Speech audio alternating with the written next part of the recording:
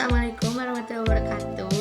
Saya di sini akan menceritakan kisah Nabi Ilyas alaihissalam. Selamat menonton, guys. Nabi Ilyas merupakan keturunan Bani Israel.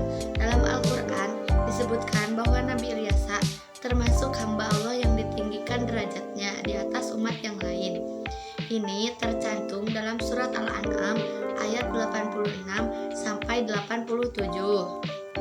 Dan Ismail, Ilyasa, Yunus, dan Lut masing-masing kami lebihkan derajatnya di atas umat yang lain, dan kami lebihkan pula derajat sebagian dari mereka, nenek moyang mereka, keturunan mereka, dan saudara-saudara mereka. Kami telah memilih mereka dan mereka kami beri petunjuk ke jalan yang lurus. Al-An'am 86 sampai 87. Perjalanan dakwah Nabi Ilyas terhadap kaum Bani Israel. Kisah Nabi Ilyas alaihissalam berkaitan dengan perjalanan dakwah Nabi Ilyas karena Nabi Ilyas adalah anak angkat Nabi Ilyas. Beliau berdua juga sempat melakukan dakwah bersama. Ketika masih muda, Nabi Ilyas sempat mengalami penyakit yang cukup serius dan tak kunjung sembuh. Mendengar hal itu, Nabi Ilyas pun mendatangi Nabi Ilyas di rumahnya. Nabi Ilyas kemudian membantu Nabi Ilyas menyembuhkannya dari penyakit yang diderita selama bertahun-tahun. Hubungan mereka pun kian dekat, hingga Nabi Ilyas diangkat anak oleh Nabi Ilyas. Sejak saat itu, Nabi Ilyas menemani Nabi Ilyas dalam melaksanakan dakwah di kalangan Bani Israel. Setelah Nabi Ilyas wafat, peran dakwah beliau diteruskan oleh Nabi Ilyas. Sepeninggal Nabi Ilyas, banyak kaum Bani Israel yang mulai berbuat maksiat.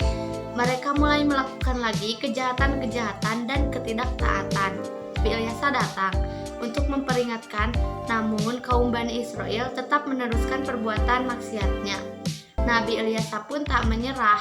Dakwah yang disampaikannya mengajak agar kaumnya berhenti berbuat jahat dan kembali beribadah hanya kepada Allah Subhanahu wa Ta'ala. Manfaat dan hikmah dari kisah Nabi Ilyas ada banyak. Hikmah yang dapat dipetik dari kisah Nabi Ilyas dan perjalanan dakwah. Ada banyak hikmah yang dapat dipetik dari kisah Nabi Ilyas dan perjalanan dakwahnya, yaitu 1. Sosok pemimpin yang mengayomi umatnya. 2. Pemimpin yang dihormati oleh umatnya.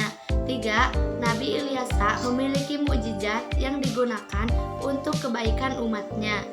4. Kaum yang durhaka akan menerima pelajaran. Itulah kisah Nabi Ilyas dan perjalanan dakwahnya. Semoga bermanfaat dan dapat diambil teladannya. Itulah kisah Nabi Ilyas alaihissalam. Wassalamualaikum warahmatullahi wabarakatuh.